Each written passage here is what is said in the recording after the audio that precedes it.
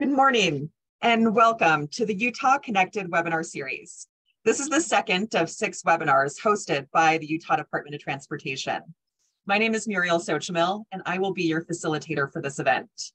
This webinar series is intended to foster collaboration and promote information sharing among UDOT and its partners. It highlights 6 successful deployments across Utah, including significant deployments with connected vehicles that have helped to improve mobility, safety, and quality of life right here in Utah. All webinars are free and open to the public, but advanced registration is required. Our webinars are being recorded, and the recordings will be made available to the public within 1 week of each webinar.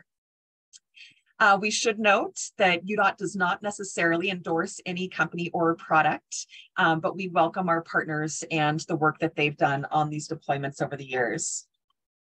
For those of you who participated in our first webinar, we're going to take a similar approach today and first asking you a few questions. So we'll go ahead and take some time. You should see a few questions pop up on your screen. Please go ahead and answer those for us. The first question is, what role best describes you? Are you an engineer, a planner, researcher, consultant, policymaker, or maybe something else? The second question, what industry sector do you work in? Public, private, nonprofit, academia, or again, something else? The third and last question, how long have you worked in the field? Just barely starting out with your career, 6 to 10 years, 11 to 15, 16 to 20, 21 to 25, or maybe a seasoned career veteran? Looks like many of you are hopping on and responding to that poll, so I'll just give you a minute to complete your answers.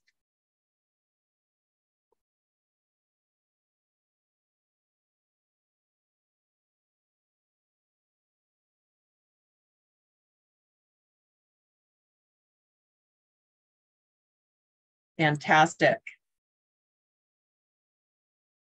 So you can see we have a lot of engineers joining us today. But also welcome, of course, planners, researchers, consultants, and it sounds like one policymaker. Industry sector, a lot of public sector partners as well as private. So good representative sampling of industry professionals. And across the board, folks who are just barely starting out in their career, those that have worked in it for a long time, and everyone in between. So thank you so much for taking that poll. It gives us a good pulse on who's attending with us today, and we look forward to engaging with you. So let's go ahead and get right into it. UDOT has built an entire ecosystem that ingests and analyzes big data from multiple sources in real time. This analytics platform is the cloud-based heart of our connected vehicle system. Our comprehensive approach to effectively managing data that affects all users and modes of Utah's transportation network is enabling UDOT to generate new insights and produce actionable information in real time.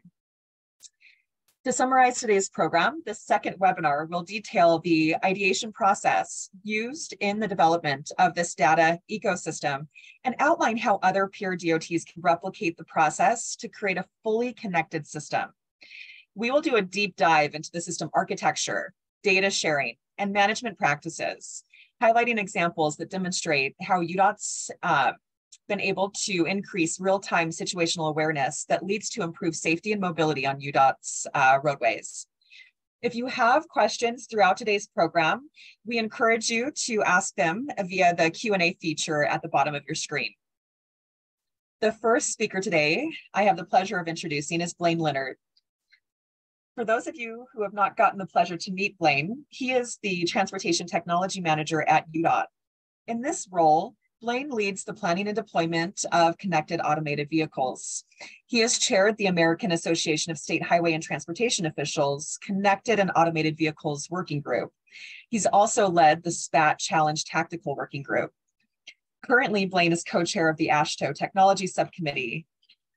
Prior to joining UDOT, Blaine spent 20 years in the consulting engineering business. He has a Master's of Science in Civil Engineering from the University of Utah. We look forward to hearing in person from Blaine, who oversees the Utah Connected program for UDOT. But before we hear from Blaine, we also want to introduce another member of his team, Peter Jagger. Peter is the project manager in UDOT's Transportation Technology Group. Peter leads the deployment of vehicle-to-infrastructure systems. He has more than 20 years of experience in the traffic engineering field, both in public and private sectors. Peter has a Bachelor of Science in Civil and Environmental Engineering from the University of Utah and currently serves as the Vice President of the Institute of Transportation Engineers Utah chapter. With that, we'll turn it to Blaine and Peter for their presentations. Thank you, Muriel. Appreciate that introduction. Peter will pull the slides up. And while he does that, I want to offer some thanks. You don't pull together a series of webinars like this without a lot of people putting in a lot of effort. So first of all, I want to thank the Federal Highway Administration, who entrusted us with some significant funding through the ATC-MTD program and has shepherded us through the program over a several-year period. So the FHWA grants team in DC and in the local office here in Salt Lake City for all of their patience and support. This series of webinars is brought to you because of the FHWA and their funding through the ATC-MTD program. Peter, if you could flip to the next slide. And so we want to thank them. If you would like more information on the ATC-MTD program and how it relates to our work here in Utah, you can go back and see part of our webinar #1 recording, which is found on our website, transportationtechnology.utah.gov. I also want to thank Muriel and her team at X Factor, who've done all of the background legwork and have sent you lots of reminder emails and advertised this program and helped us all coordinate it. We appreciate them. Today, I'm excited about the presenters we have. Peter from UDOT, who's a project manager over the V2I deployment program, and Lauren and Kel from Panasonic, Michael from Wall Consultant Group. On the last webinar a couple of weeks ago, you heard a broad overview from me of what our program looks like. Today, we're going to dive into some details and really get down to the nitty-gritty of what the system does and how we use it. Peter, if you can click. I also want to thank all of you for joining us today on this webinar. There's 120 of us or more here today. We appreciate your time. Those who will join on future webinars, and all of you who are viewing this later in the recordings. So thanks for giving us some of your time. Next slide, Peter. As Muriel said, our goal with these webinars is to share information. We've learned a lot through this program, and all of us around the country are together in this cutting edge enterprise, pushing forward connected vehicles. We need to share with each other, share what we've learned, foster collaboration, and we want to support all of you and encourage deployment in your agencies like we've been doing. We all just want this to move forward nationwide. So that's really the goal of these webinars, is to foster this collaboration and information sharing. Next slide. At the Utah Transportation Technology Group, our primary focus is safety, meeting UDOT's strategic goal of 0 crashes, injuries, and fatalities, followed by mobility, our strategic goal of optimizing mobility. And we believe that connected vehicle systems will do that for us. In fact, we don't believe we'll get to 0 without connected and automated vehicle systems. So we're aggressive about deploying these. In the shorter term, and as sub-bullets to these, we want to achieve full situational awareness. We want to know what's going on our entire network so we can inform others, inform drivers and travelers, and respond more appropriately. We also want to prepare for the time when the automakers will produce vehicles that have V2X equipment on board using the 5.9 spectrum. And so we're moving rapidly in Utah to equip our roadsides so we're ready for that. And we want to encourage broad deployment by the automakers and by all of you. So that's kind of what we're up to here. Next slide. So with that introduction, I will turn the time over to Peter to talk a little bit about our connected vehicle data ecosystem. Peter?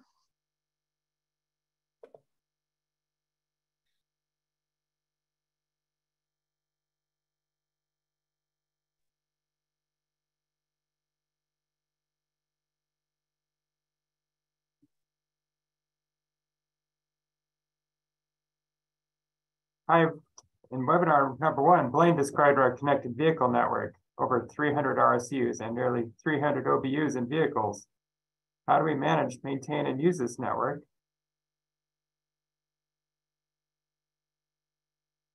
The tool is called Cirrus by Panasonic. This is the tool we use to manage all our RSUs, monitor activities on our roadways as they are reported by connected vehicles, and also view the status and health of our connected intersections and analyze our data. Today, we'll hear from the experts who developed the system and see examples of how we can analyze this data for our benefit. First, I'd like to show a few screens from the system and talk about how we use it in our department. This view shows the entire system we have deployed to date, spanning 3 counties. We have Salt Lake Valley, we have Park City, down here we have Utah County. The blue dots down here, when I took the screenshot, these were all the vehicles that were in motion, showing in our visualizer. There are a few events showing in red here, and all of the gray circles are the roadside units that are mounted on the road that are collecting data and transmitting between the vehicles. Here I filtered out the RSUs so we can see the events better. In the event viewer, we can see a few red circles here with hard braking events with the location listed on the side view here over on the right side, and one hazard lights on indication. So these are some of the events we could see in Cirrus. Now, a hazard light may mean a stalled vehicle, or it could be a maintenance vehicle doing its work. We also have an airbag indication warning. So if an equipped vehicle crashes and has its airbag go off, we would get an alert back in our control room or on the software. That would be a serious event, probably one we would want to dispatch a highway service patrol to. So ultimately, this data will get fed into our ATMS to support management of the Utah highway system and assist operators in sending help in the most appropriate place. Finally, this screen is a connected intersection manager. I've zoomed in on one corridor here, Redwood Road in Saratoga Springs. Most of these are shown in green, indicating the roadside unit is in good health, but there's one device here shown in red, meaning it's in fault. An operator can click on the device and drill down further for more information on the fault, even do a remote restart and gather more information for a maintenance tech to do a visit. Over on the left side, all the roadside units are listed with ID number and location. You can identify the fault location, you can apply filters and look at the whole system or a particular road, like I've done in this case. But that's just a brief view of what we use the system for here at the department. Now I'd like to turn the time over to Kel and Lauren from Panasonic, and they can do a deeper dive into the system and talk more about the architecture and how it functions.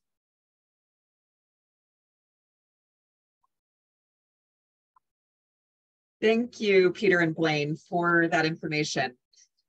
Now we're going to transition to Kel and Lauren with Panasonic. So let me do a brief introduction here before we get you started, Kel.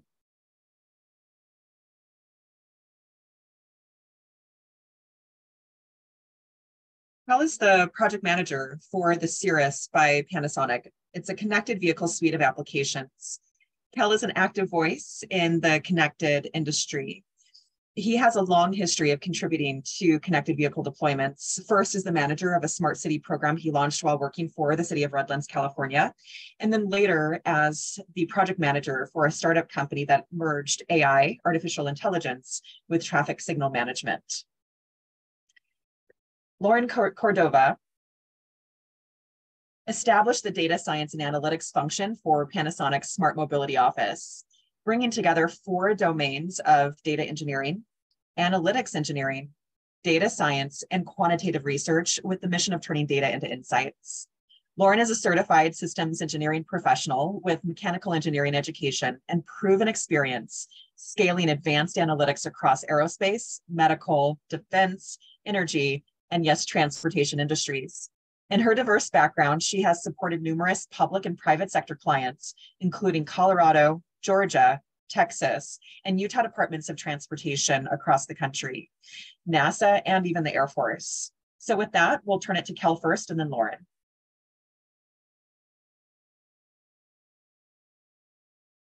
Thanks, Muriel. I appreciate the opportunity. Appreciate Blaine and Utah bringing us in to talk a little bit with you all. So I want to give you kind of a quick overview of how we're going to break this down, because Blaine and Peter have given you a sense of how Utah is using the connected vehicle technology that we support and some of the things that their amazing program is doing with it. So the way we're going to structure this is I'm going to talk a little bit more in depth about the platform, this Cirrus by Panasonic platform that we've built to support connected vehicle applications, and a little bit about broadly some of the capabilities, and then specifically some of the things that we do in the traffic management space. That's the focus of today's webinar regarding the platform. Then I'm going to pass it to Lauren, and Lauren's going to talk a little bit about how we do the data engineering and data analytics that support the outcomes that I'm going to show you briefly in the platform. And then we're going to turn the time over to Michael, who's going to talk a little bit about how he's using some of that data to do efficacy analysis and things like that. So we're going to try to start at a high level and go a little bit deeper as we move through the presentations today. Next slide. So at a high level, the Panasonic team does two core things. The primary application that we build is our cloud platform, which we'll dive into in a little bit. It has a number of different connected vehicle support applications doing everything from data analytics to supporting infrastructure monitoring to the connected intersections that Peter had up a second ago. And so we'll talk a little bit about some of those in a second. The other side of our house, if you will, does deployment solutions, that we call it internally, but that's the team that has expertise in the edge hardware that makes all of this stuff possible, and supporting everything from actual deployments in the field to the advanced networking that makes the data flow possible, and then operations and maintenance of those devices in support of our customers. Next. I want to talk a little bit about what it means to build a cloud platform in this space. So there's a lot of data moving through this system. There are a lot of things happening in the field. So there's a bunch of different hardware endpoints that are involved. There's a lot of different kinds of data with different levels of importance and speed and size. And all that stuff's got to go somewhere. It's got to connect, and it's ultimately got to produce some kind of a result. So when we're thinking about building the cloud platform, there's a number of things that we take into account and that we suggest that other people diving into this space start to think about too. The first thing is, in order to do this stuff well, you need to put these things in the cloud, and you need to take advantage of the commercial internet grade, internet scale applications that are available from providers like Azure or AWS. And so that's what we've done. And the first thing that we think about is, how do you build these pipelines? How do you actually do the networking, the firewall configuration, the setting up the IP addresses, and then the cloud side infrastructure to actually receive the data that comes from those devices? So we've got to create this whole pipeline of information. Lauren will talk a little bit more about the data that actually flows over that pipeline. But at its core, the Cirrus product and the work that we do is this infrastructure, this architecture for how do you hang this sort of connected vehicle ecosystem on cloud capabilities. The next step. We also think about, how do we avoid creating a system that has single points of failure? So we want to make sure that if something goes down with the infrastructure, much like if you were, Netflix or Microsoft or someone building these kinds of applications at scale, you want to make sure that those applications have a really high uptime, that they stay working despite disasters, despite different connection points going down. So one of the ways that we attack that is by building the cloud infrastructure that we operate in a decoupled way, so that various components can come online or offline as the system does its thing, as data demands scale up and down. Next step. And the other side of that is what we call serverless or event-driven design. So the components in our architecture trigger each other based on the needs of the component, so they can request other components to spin up or down. So this gets a little bit into the weeds, but this is how we create a system that can scale up and down and effectively handle the variability of data flow, and to make sure that we have stability and performance on the UI side, and that we have an architecture that ultimately supports scaling, but doesn't necessarily run at 100% horsepower all the time, let's say in the middle of the night when there maybe aren't as many vehicles talking to the system, for example. Next step. And then, of course, I mentioned this a second ago, but when I say internet scale here, what I'm really thinking about is the capacity to store this data. And when Lauren starts to talk about in her section a little bit of the flow of data, the volume of that data, you're going to see that the numbers get really big really quickly. So we want to make sure that we have a platform that's capable of actually putting that data somewhere and moving it around efficiently and doing things with it. And you'll see in Lauren's section how we compare to some of the other providers out in the world, Twitter or Netflix or some of these other companies. The connected vehicle ecosystem, and the reason I'm digging at this is it really is commercial grade, like ready to go today at scale, doing really interesting things. And we need to make sure that the platform is able to support that. And then one more step. And then of course, we want to make sure that we are taking advantage of industry best practices with regard to security, making sure that things are encrypted, making sure that these components that I mentioned in the first couple of steps here, talking to each other in a secure way, that the device endpoints are secure, et cetera. Next slide. So then as we start to think about what makes a connected vehicle ecosystem, right? Now we're thinking about the application side. This is the Cirrus by Panasonic platform, and really trying to create kind of an app store effect, if you will, chasing after the success of Apple with the iPhone, right? It's not just the hardware, just the connections. It's what does the platform actually support? What does it do? And so I like this app store model where we're thinking about how do we bring in all these different types of services? They may not all apply to every use case, but we want to make sure that users of a platform like this have options and have access to different types of or different parts of the system, if you will, to do different kinds of things. And so you'll see examples here on this slide, several different kinds of things, but all based on this concept of the connected vehicle ecosystem, the talking to cars, getting information out of those vehicles, pushing information to those vehicles. So health monitoring and data from the assets, right? So we are connected to the hardware endpoints, both on the vehicle and the infrastructure side, understanding if those devices are working, how well they're working, what's the performance, what's happening to them, how are they configured, right? We get vehicle data. Back.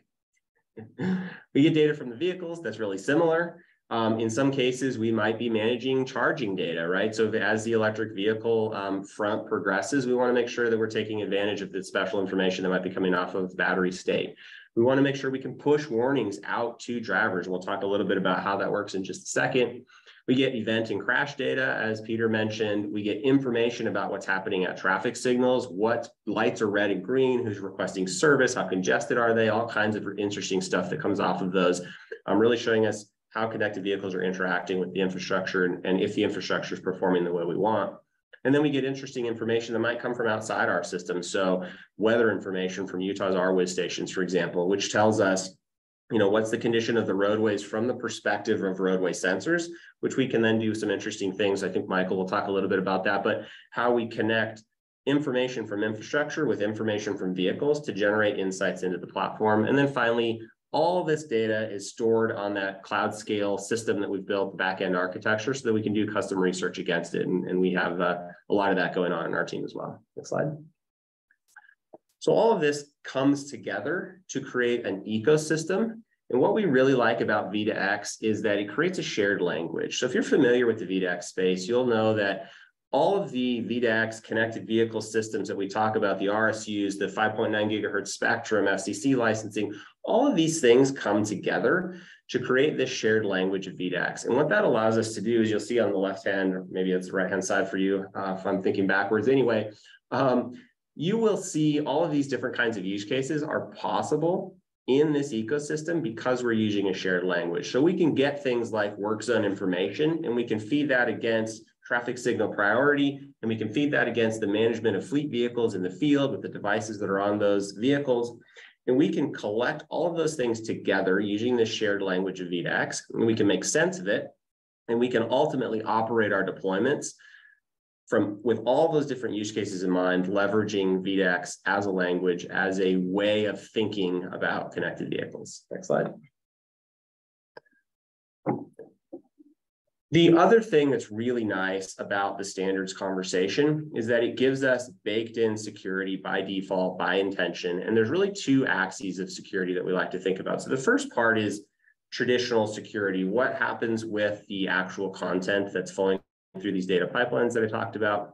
So we want to make sure that the messages are authentic. Do they come from the sender that they purport to be from? Is that person authorized, or that device authorized to be sending that kind of message on the network? Can we trust it? And then is the message content the same as the sender actually sent, or has it been changed in flight? So we want to make sure we understand those things. We do that at Panasonic, but the standards really make that possible by that shared language of V2X, building in some of this into the structure of the messages, the way that the different elements of connected vehicle content are built and put together. The second aspect, or the second sort of axis of security, is how do we understand not just the security of the digital messages, the electronic content, but the security of drivers who are operating in the system. And so there's lots of different vectors around that. You might think of privacy of private individuals who maybe don't want to be tracked across the system, right? You might think about the security of police officers who maybe are getting emergency vehicle preemption, so they need their vehicle to be connected, but maybe they don't want that vehicle tracked from a security perspective if they're doing some kind of a law enforcement operation, right? Health information that we might have in the system inadvertently around a fire truck getting signal priority as they respond to an incident. We don't want to publish like maybe the end point of that incident, for example, because that starts to reveal where somebody called for help, right? So there's a number of things that play into this. And the connected vehicle message standard, particularly the BSM standard, it's the basic safety message that's coming off of connected vehicles. It's really intentionally and carefully designed to make sure that we take into account these different considerations while still being able to accomplish the end goals that we have. And it gets really technical and deep to start to talk about exactly how some of that works. We'll be happy to go into that in the questions if that's of interest. Next slide. So now I want to look kind of across the platform and talk just a little bit about, we are actually going to dive into the traffic management functionality, which is the left one here. But I wanted to mention briefly, these are a couple of different just quick screenshots from stuff that's happening in our platform to kind of get a little deeper into some of those applications that we have in the Cirrus product. And so you can see on the left, this is our traffic management product, and you'll see, you know, a few different things there. Heat mapping of events. This happens to show you some weather events. So it's snowy or icy out, and that's when that particular screenshot was taken. And you can see there's a lot of information coming from the infrastructure, from the BSMs off of connected vehicles, mapping together onto the map to give UDOT traffic managers perspective, that situational awareness into what these connected vehicles can tell us about operations on the roadway. What's really interesting about connected vehicles is it's not just a messaging capability to give vehicle service or something like that. Vehicles actually know a ton about what's happening in their environment, the roadway that they're experiencing, the conditions they're in, the needs that they have, and we can get a lot of that information off of them through the connected vehicle standards to understand where they're at on the road and what's going on, of course, respecting the privacy and security, as I mentioned a second ago.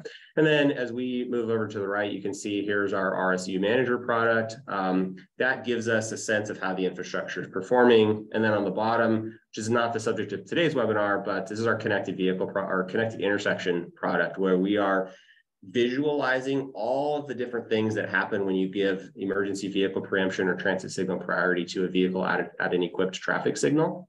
And so you can see there's a requesting vehicle coming in, the digital representation of the lanes there, the pink map message, if you're familiar with the syntax, and then of course what's happening with the intersection, the SPAT messaging, which lights are red and green, how is it responding? Next slide. So I mentioned a little bit about pulling information out of connected vehicles to understand what's happening on the roadways. So here, this is just 4 examples of the types of insights that we can easily generate from the BSMs of connected vehicles. Respecting the vehicle's privacy, I don't need to know who's driving those vehicles or necessarily where they're going to get for these specific use cases. So very applicable to private vehicles or fleets that are not part of UDOT's operations, or we don't want to keep track of these drivers, and we just don't need to know that information. But we can still get a ton of really interesting in-depth information about what's happening on roadways, securely and privately from all those connected vehicles. So this is just a few examples, right? We're going to heat map hard braking or where hazard lights have been on, or if there's rain or snow on the roadway. And the vehicles can tell us all these things and many more features. And you can see that, you know, because there's a location component to all of this connected vehicle language, we can see where those things are happening on the roadways.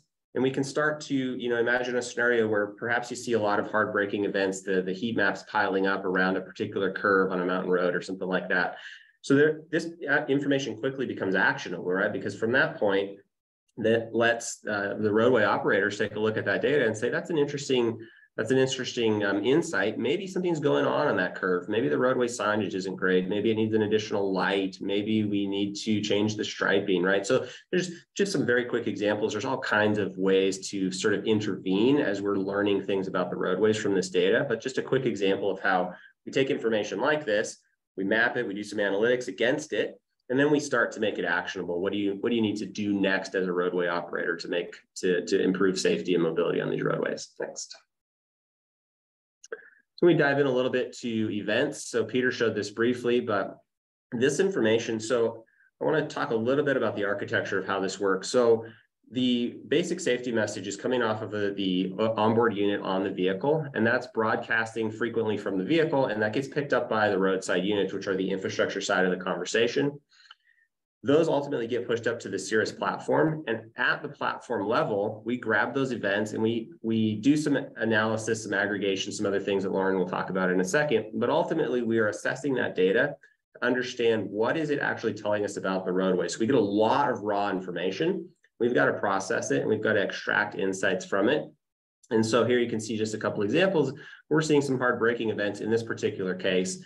And we now have the opportunity to gather this information. And if it's of a type where we want to actually notify users to take some action with us, maybe there's a safety incident, there's ice on the road that roadway drivers need to pay attention to, we can actually push that information back to connected vehicles using the connected vehicle ecosystem, right? So that's a TIMS message, a traveler information message, which is kind of the other side. So we extract the data from these connected vehicles, we generate some insights, and then we create warnings back to drivers in appropriate cases. Next.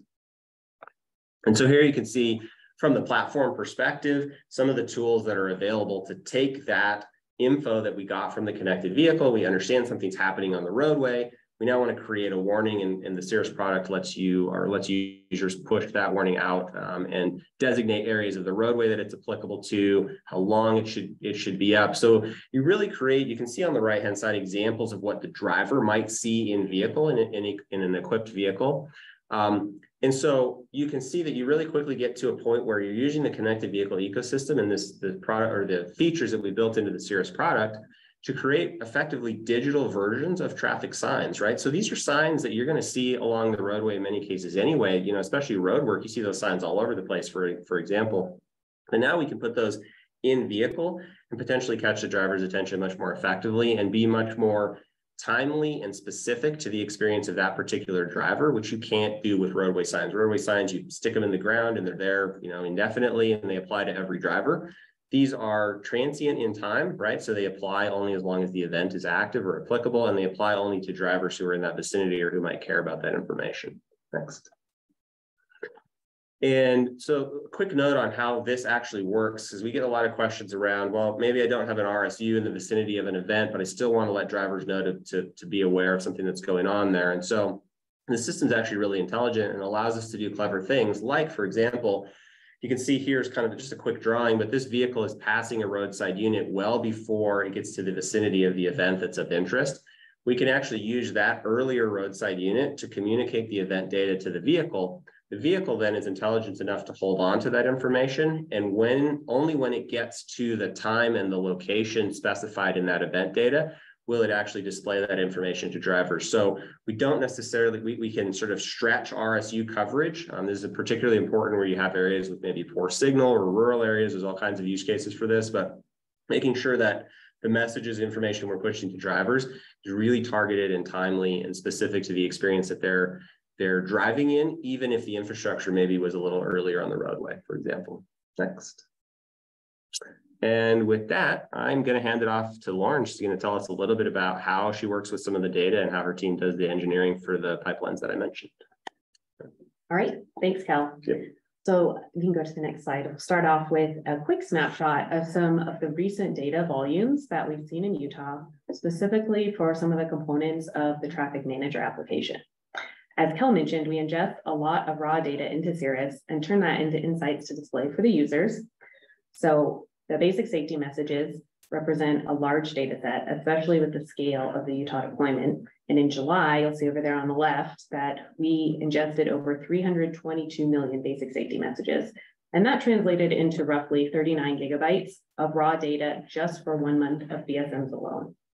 Now, from those basic safety messages, that raw data, Cirrus identifies various events. In July, across Utah, we saw 38,000 hard braking events, and we also detected 9,000 hazard light events from those basic safety messages.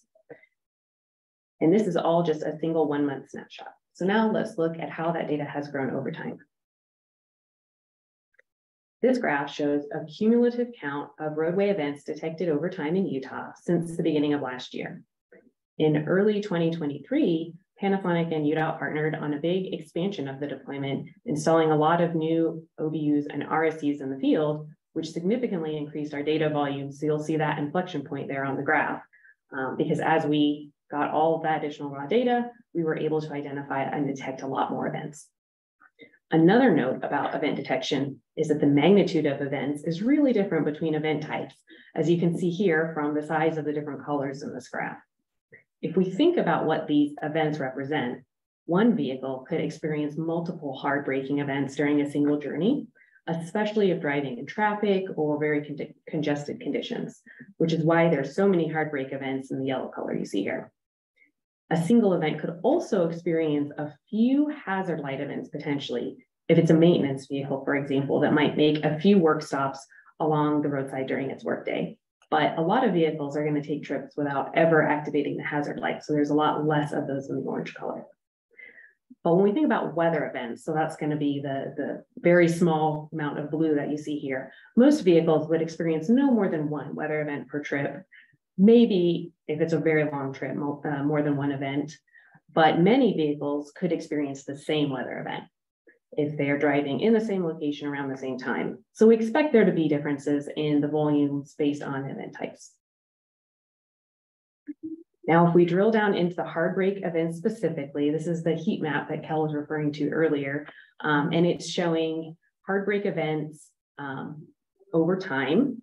And this is specifically the UDOT V2X enclave, and the events being displayed here are by week in 2023. So the map is just looping through each week in 2023, the hard brake events that we've detected.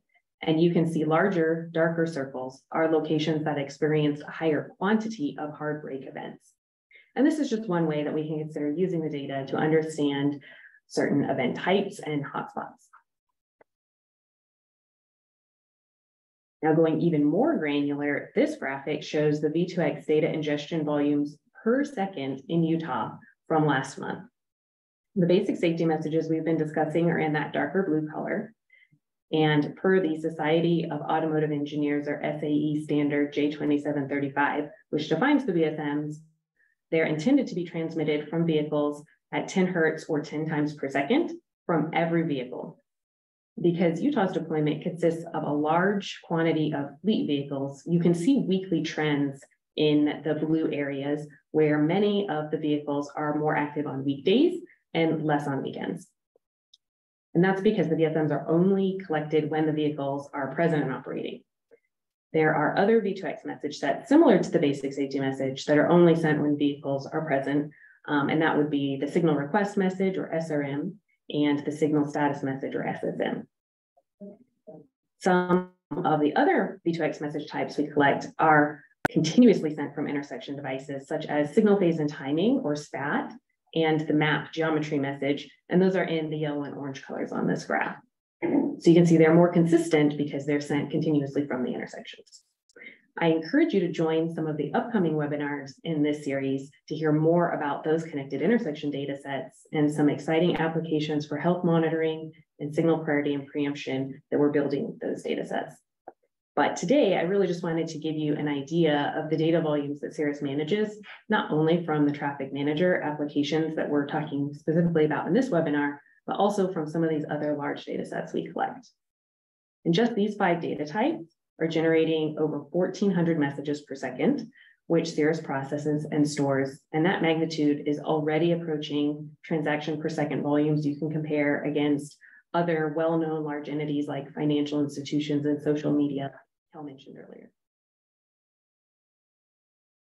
Now that you've heard a little bit about the data we're receiving and the insights being generated, I'm going to take a step back and share a really high-level process we go through for developing those insights. The data science and analytics team at Panasonic has experts across the 4 domains that you see on the left that help us along the way. You can see some example skill sets that each domain contributes in the gray shapes on the left, which is not meant to be comprehensive, but really just give an idea for the types of things we work on. And then on the right is a very high level methodology. First, we implement automated data pipelines to ingest data from production environments at scale. And then we monitor those pipelines for things like unexpected drop or spike in data volumes, which could indicate a system or network or security issue upstream, so we can proactively investigate any anomalies. We follow an ELT, or extract, load, transform process, rather than ETL, which means we receive and store the raw data as generated by the source. And that has been immensely helpful in upstream investigations because we know exactly what the source data looks like from the sending device. When a new data set comes online, step is to review the data for latency, richness, scale, and accuracy, and evaluate the ability of that data set to support desired use cases. Sometimes we have really large or complex new data sets, like a lot of these V2X data sets we were talking about earlier. So review can be focused on prioritized use cases. But the good thing is all that raw data is captured, so we can always go back and expand data review for new use cases as prioritized in the future. And next, I'll go through a few quick examples of what data review might look like for the features we've been discussing today. VSMs are generated by vehicles multiple times per second, or specifically at 10 hertz per the standard, which means features with low latency requirements could leverage VSMs for near real-time insights. Richness is another important data assessment to ensure the data needed for any use cases is being populated as expected. For some of our weather detection features, the vehicles must be capable of sending windshield wiper data elements, which is an optional field in the basic safety message standard. So not all vehicles are required to send it, and some aren't capable of producing it.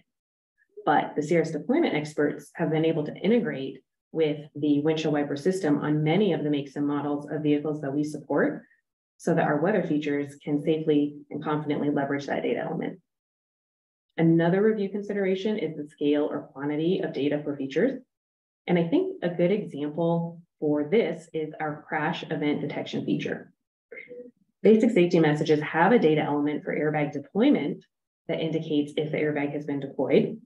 But fortunately, crashes are rare enough per vehicle trip that at the scale of our current deployment in Utah, it's fairly unlikely that you would catch one detected by VSMs alone. And that's why we've equipped a few UDOT fleet vehicles with a button that can simulate crash events by triggering that airbag data element in the VSMs as needed in demonstration settings to show off how quickly the system can detect that event if the vehicle starts reporting the data. And then one last example on data accuracy review before moving on. Since we're collecting from large scale, real world environments, as opposed to something like a controlled laboratory or test environment, things happen. Understanding what sort of anomalies or edge cases are occurring in the data is essential to perform thorough data cleansing and error handling in downstream analysis. And a common challenge that has been observed across multiple data sets on the next slide, including VSMs as well as other vehicle telematics data sources, is related to GPS. We've seen GPS failure modes that we classify as drift, where the breadcrumbs may veer off the road, as you see in some of those middle images on this slide, as well as when the breadcrumbs jump, the path may skip between points like you see on the left, or display in a location too far from the roadside unit that picked up the basic safety message, for example, for it to be realistic. And since some deployments use GPS for speed as well as for location, sometimes those anomalies are linked, where an issue in GPS location may also be reporting a suspect speed value. So after we obtain and do initial review of the data, we go to the final high-level step and translate the raw data into insights. And this can take a lot of different forms. We create and maintain historical dashboards, as well as statistics on key performance indicators and metrics of interest. And we can also do deep dive analyses on specific topics, like for anomaly investigation or measuring efficacy of features. And some of the visualizations you've seen today are examples of what historical analytics and metric reporting can look like. And we also deliver streaming event detection, like we use for the roadway events in Cirrus.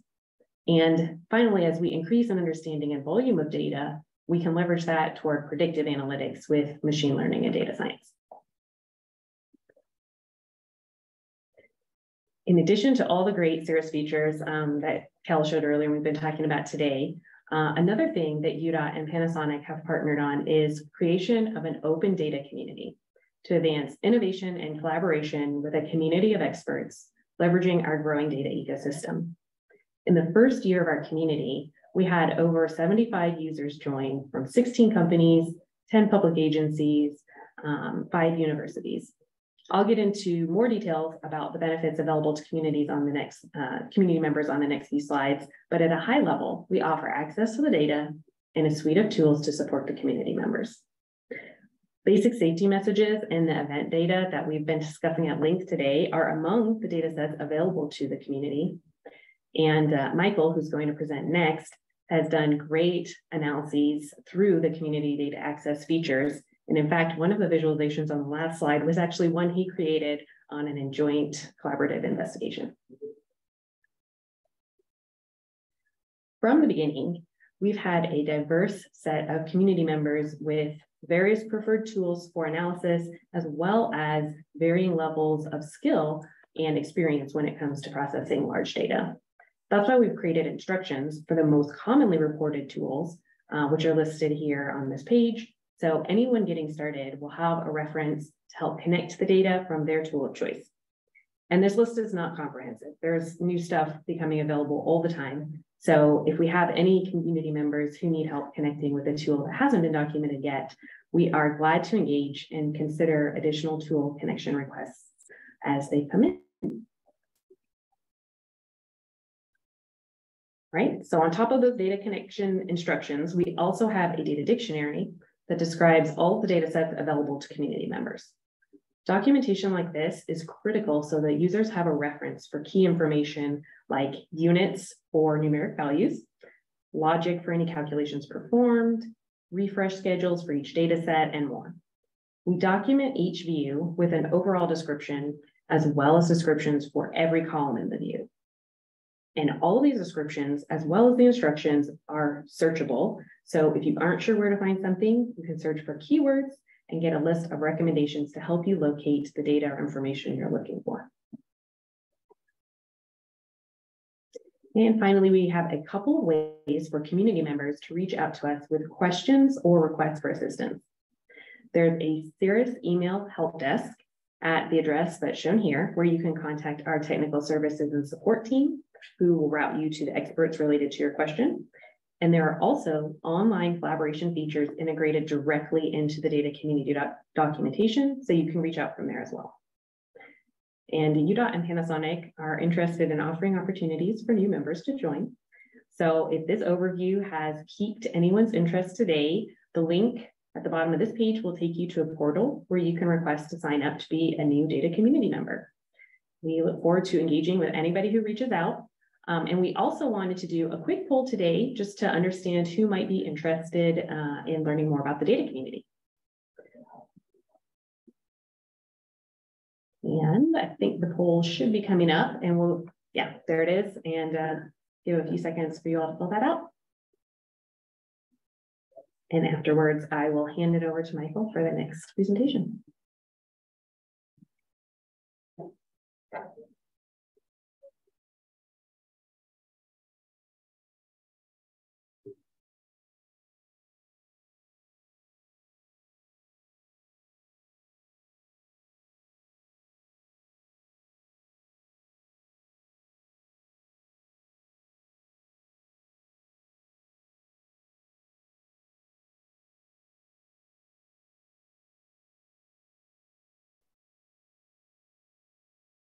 Perfect. Thank you so much, Lauren and Kel. I have learned so much even just this morning, and I hope our attendees have as well. It's, as a UTON myself, I really appreciate all of this data and how it can really optimize our mobility here in the state, improve safety for drivers, and really enhance our quality of life. So just in closing here with your poll, it looks like we have a majority of our attendees here who are very interested in joining your data community. So we'll definitely be following up with everyone with more information about how to do exactly that. Now we turn to our final presenter before we open it up for questions and answers with all of you. I would encourage you to continue to ask those questions in the Q&A feature here at the bottom of your screen. We are making a note of those questions and we'll have them at the ready after Michael's presentation. So Michael Sheffield is a transportation engineer consultant at WCG. He specializes in the connected and automated vehicle industry. Michael is passionate about leveraging emerging technologies to improve safety and mobility and is involved in Utah's V2X planning, deployment, and evaluation on multiple levels. Michael holds a Master of Science degree in Civil Engineering from Brigham Young University and a Bachelor of Science degree in Business Management from Utah State University. With that, Michael, feel free to take it away.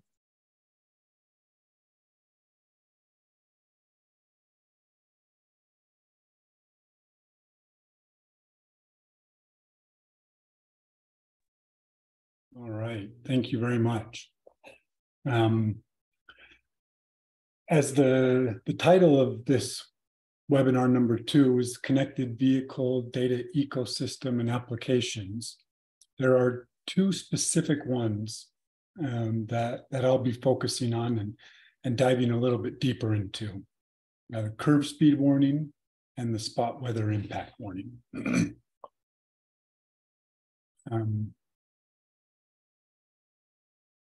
But first, I wanted just to back up a second and remind ourselves and just highlight that with this ATC-MTD grant, the Advanced Technology Congestion Mitigation, oh boy, I messed something up. The D stands for deployment. So with the data ecosystem and the curve speed warning and spot weather impact warning applications, that's a key and essential part of this. The goals are to more effectively collect and provide real-time information and of course also to improve safety. The objectives and how we hope to accomplish that is by developing and deploying a cloud-based data analytics platform, and then deploy curve speed warning and spot weather impact warning applications. This grant and the intent of it isn't a research or theoretical exercise. It's a deployment. It's getting the technology out there on the ground where it can function. The spot weather impact warning, specifically the icy road TIM. And the previous presenters talked about the TIM message. There are a variety of uses for it, but one of them is to provide an alert of some kind. And there are many different kinds of alerts that a TIM could be used for, but an icy road TIM is the one specific to this deployment and this work that is now live in Utah. This icy road TIM it's a real-time, data-driven, it's a customized in-vehicle alert that is provided to motorists. Something that's critical for this is it's not just a sign on the side of the road that everybody can see. This alert and this message is catered specifically to those on the roadway at a given time in a specific geographic area. The data sources and the icy road event criteria are important to understand as we are bringing in data from different sources. The first are the RWIS stations, or the Road Weather Information Systems. And if an RWIS station in Utah is reporting that the surface status is ice and the surface temperature is less than 32 degrees Fahrenheit, then this satisfies the criteria of an icy road event. Using connected vehicle data, the basic safety message that the vehicles produce, if the ambient temperature is less than 36 degrees, and there are instances where the traction control, stability control, or anti-lock braking system is engaged, this as well can qualify for an icy road event. With either of these options, if this icy road event occurs within 1.5 miles of an RSU, then that RSU will automatically broadcast this icy road TIM.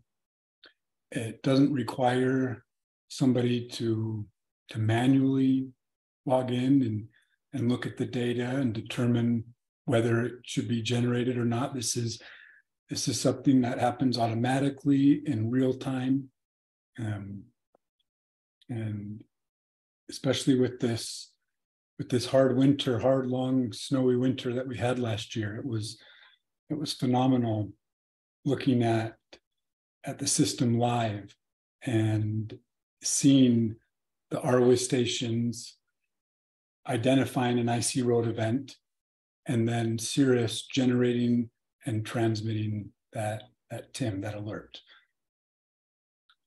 By generating that TIM, any vehicle within range that is connected, that has this technology, receives that alert and has the possibility to then display that to the driver.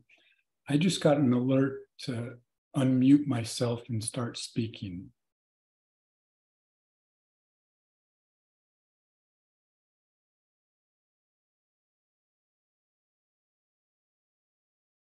I assume you can hear me, right?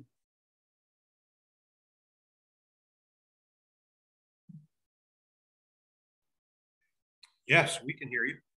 Okay, thank you for confirming. All right. And this is an example of the alert that can be displayed in the vehicle upon receiving this icy road TIM. There are several UDOT fleet vehicles that currently have this capability. To be able to realize the benefits of this real-time alert at scale and to the broader public at large, the OEM adoption of this technology and having these connected vehicle radios in the vehicles is essential. Moving on to curve speed warning. This as well is a customized in-vehicle alert that is received and displayed when a vehicle is approaching a curve too fast. The goal is to align this alert with the MUTCD guidelines for the advanced placement or alert distance. That way, drivers are receiving similar information, and it's not this customized connected vehicle alert doesn't differ from any physical signage that they see on the road. In deploying this, UDOT studied and looked at a list of 25 dangerous curve locations throughout the state. And there were 5 selected in Big Cottonwood Canyon and 3 along interstates in the Salt Lake Valley. And this is an example of what this curve speed warning alert may look like in the vehicle. And similar to the icy road TIM, there are several UDOT fleet vehicles that have this, and the potential for vehicles owned by the public, again, is either dependent on an aftermarket installation as we've done, or on a kind of original OEM adoption and installation of this technology.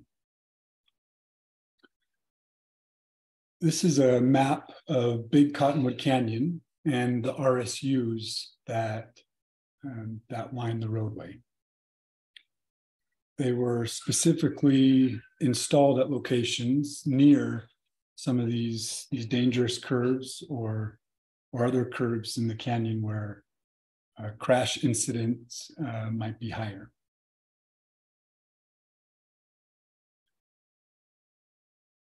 This project has so far collected about 4.6 million BSMs in Big Cottonwood Canyon. And you can see here in this map where the GPS location is for each one of these BSMs. At a specific curve in particular that I'm going to highlight here in the subsequent slides, there are about 560,000 here. You can see those in purple. It was mentioned previously the 0 and GPS issues that were discovered. Here we also show that these GPS coordinates are at or near 0. This 0 issue was particularly prevalent and worse when vehicles are in the canyon. And our current understanding and thought is that there's a problem with this dead reckoning algorithm. When the vehicle doesn't have a strong GPS signal, it will use its speed and the direction it's heading to algorithmically estimate where its location is. So we're exploring options to possibly disabling this and forcing the OBU to purely use a GNSS-based position, just the satellite, just the GPS. But the evaluation of this accuracy and what viable solutions will ultimately be used is still ongoing. We have improved and made changes, and this map shows all of the BSMs in Big Cottonwood Canyon since the beginning of the year, so since January 1st, 2023. About 370,000 of them, and you can see how closely they hug the roadway.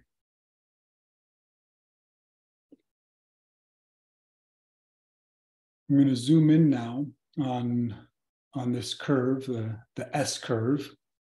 In my family, we call it the Sheffield curve. So if you want to refer to it as that, you're welcome to. But this is about milepoint 6.2 on this road.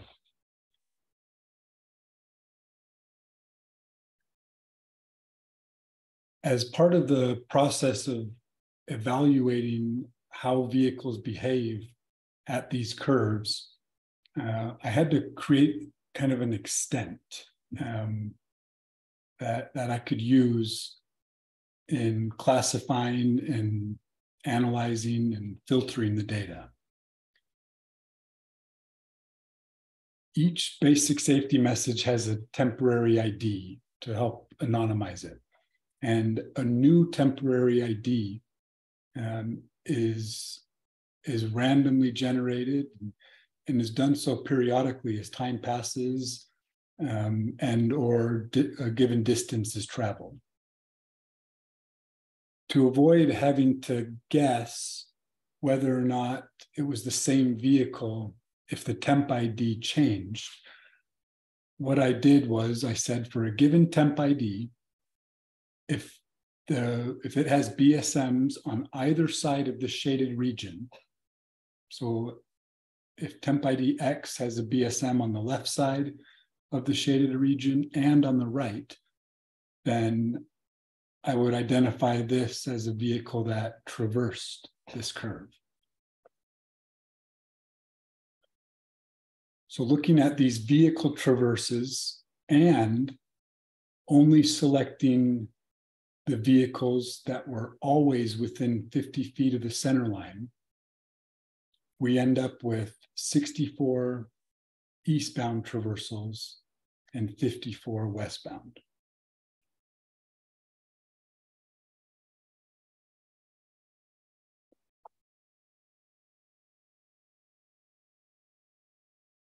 In this map, I highlight a few sections of the roadway. This is for a westbound vehicle that is traveling from the right of your screen to the left. And I've put 3 different colored markers on the roadway. The green, the yellow, and then the red. And what we're going to see right after this is a chart here where the mile point, or the location on the roadway, is on the x-axis. And then the percent of vehicles braking at that specific point on the roadway will be graphed.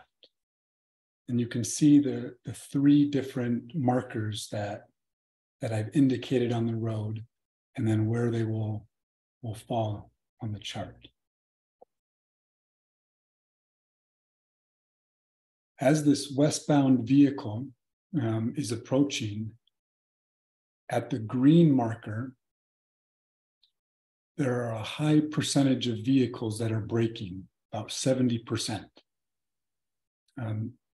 This green point is a downhill and at the end of kind of a long straightaway stretch.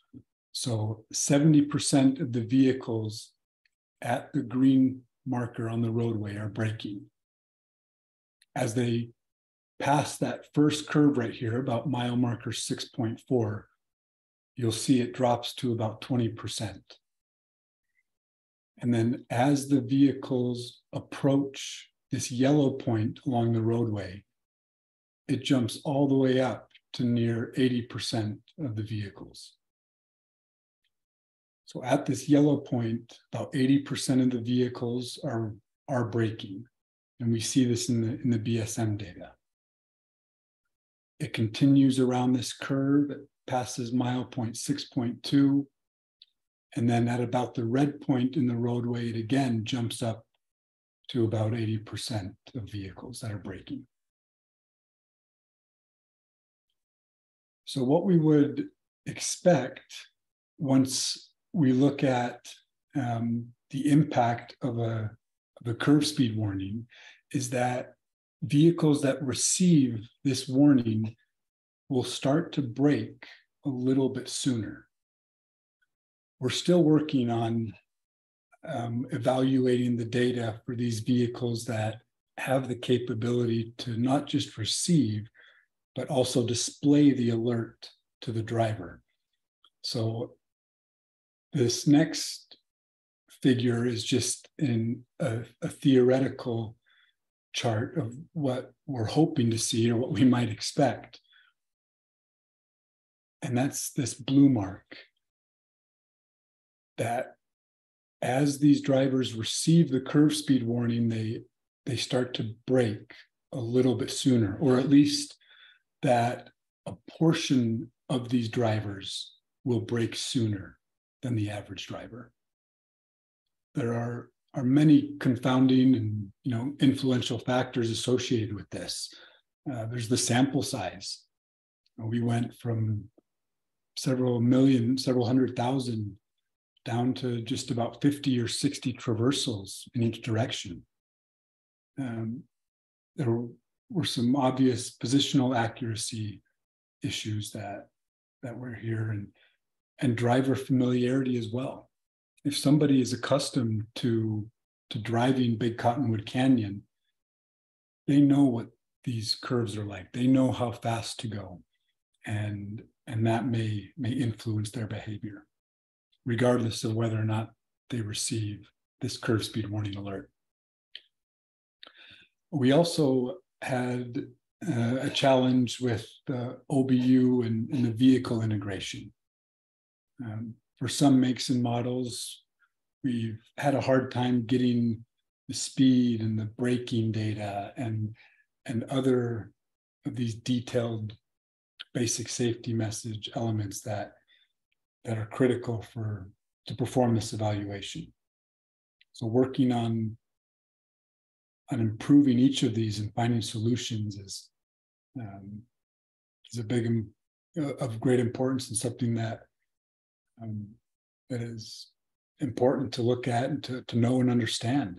as this deployment scales, grows, and as you that are on this call can hopefully learn from and improve upon for your deployments. I also show here, this is the eastbound example. And being familiar with this portion of the roadway, this eastbound vehicle is going uphill, whereas the westbound vehicle is going downhill. So going downhill and through the tight curves, it makes sense that such a high percentage of vehicles are braking as they pass through this curve. For the eastbound uphill vehicles, it's a little bit different, and the contrast isn't quite as stark.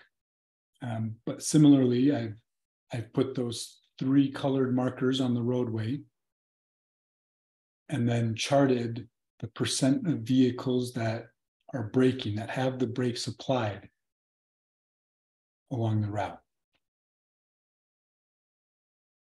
It's interesting that, at least to me, that as the eastbound vehicle approaches this green marker, only about 40% of them are braking.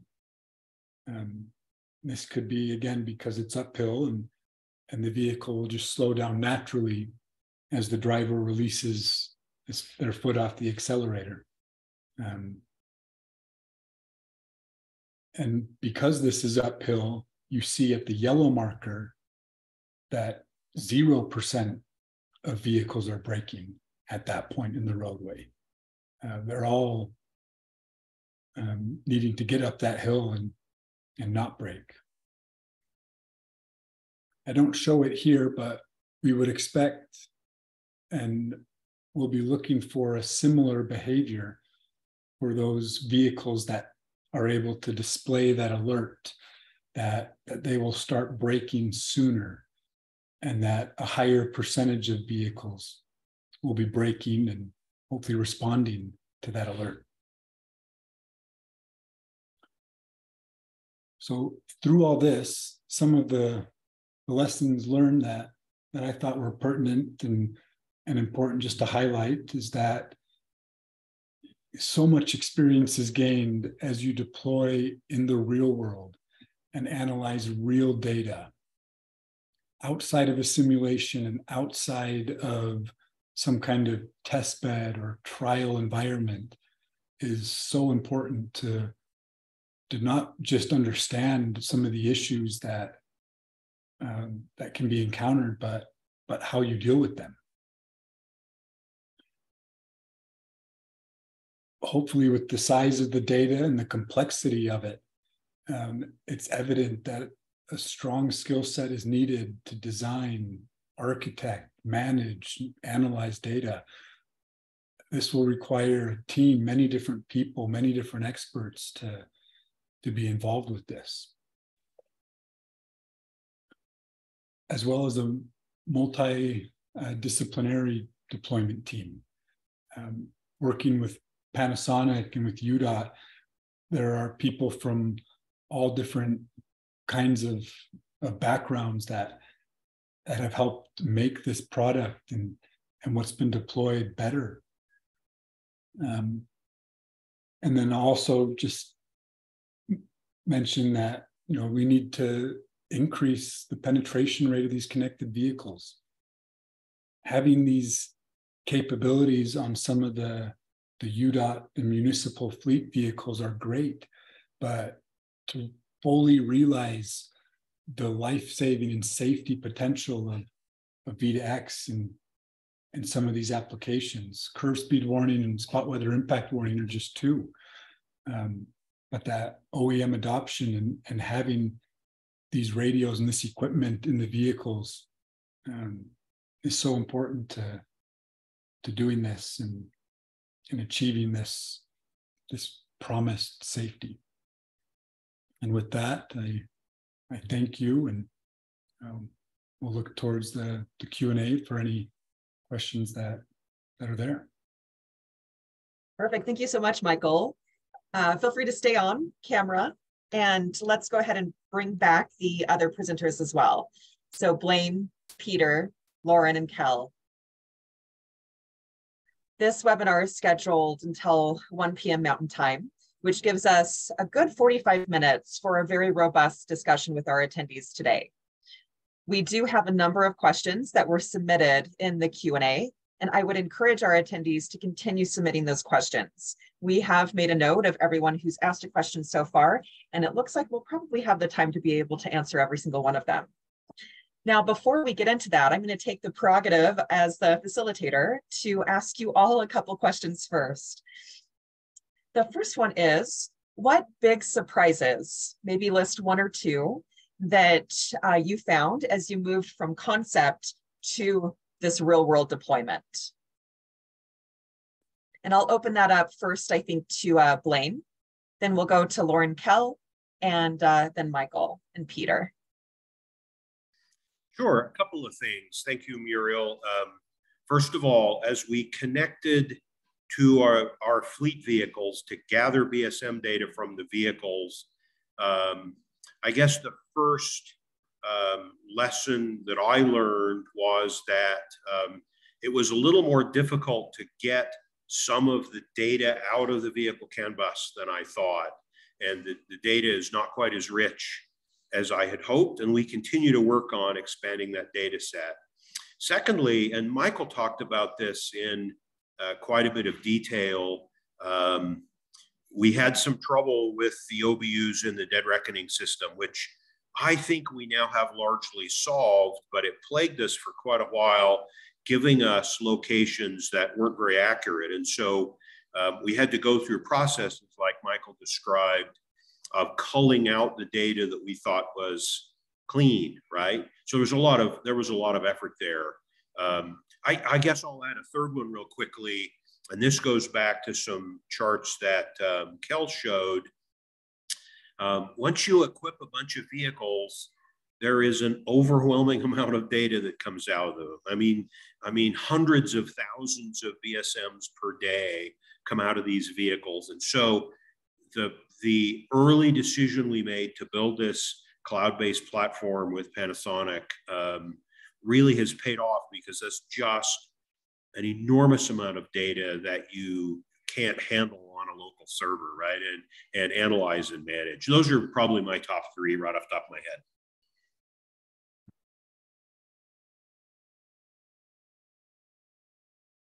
That's fantastic. Kel, it looks like you'd like to speak. Cool. Yeah, so I think it's an interesting question. And I think from my side, on the product management side, thinking about how we take the features that Utah requires to do their job, and how do we translate those into software capabilities.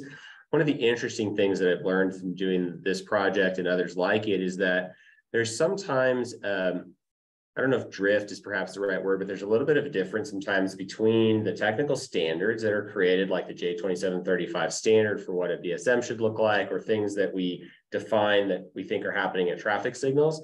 There's a slight difference between that standard and how we might implement it in the software, just looking at the standard, and what that looks like when you're in the field doing traffic engineering, or you're a signal tech, excuse me, actually working on the application of that thing in the field. And so one of the things that I've tried to do in my role is understand the standards, understand the practice, and then make sure that we do a good job of connecting the two. And I want to give a quick shout out to Blaine and Michael in particular, since they're on this call, because they've been instrumental in helping us understand some of those gaps is probably too strong of a word, but some of those, what does this actually mean when we go deploy it in the field and do something interesting with it? And how does the standard relate to that? And that's helped us a lot, helped us translate back to our engineering team what it is that they're actually building for. And I think that's currently improving the capabilities and applicability of the product.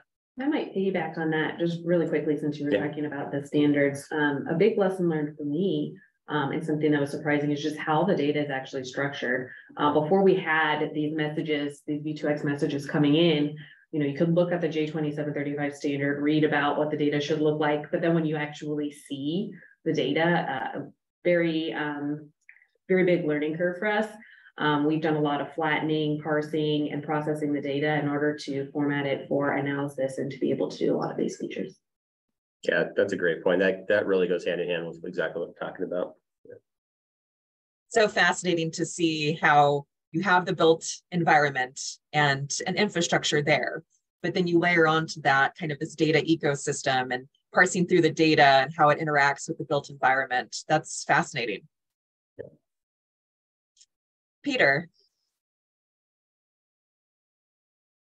One thing I remember early in the project, so we're getting feedback from our control room operator and going through, some user feedback. Here's this, doing software prototypes and looking at the alerts and the messages. And how does this look? Well, what do you think about all this? And they're like, yeah, well, okay, they're giving us a lot of feedback, we're doing some refinements, but at the end they're like, well, we really don't want another system to look at.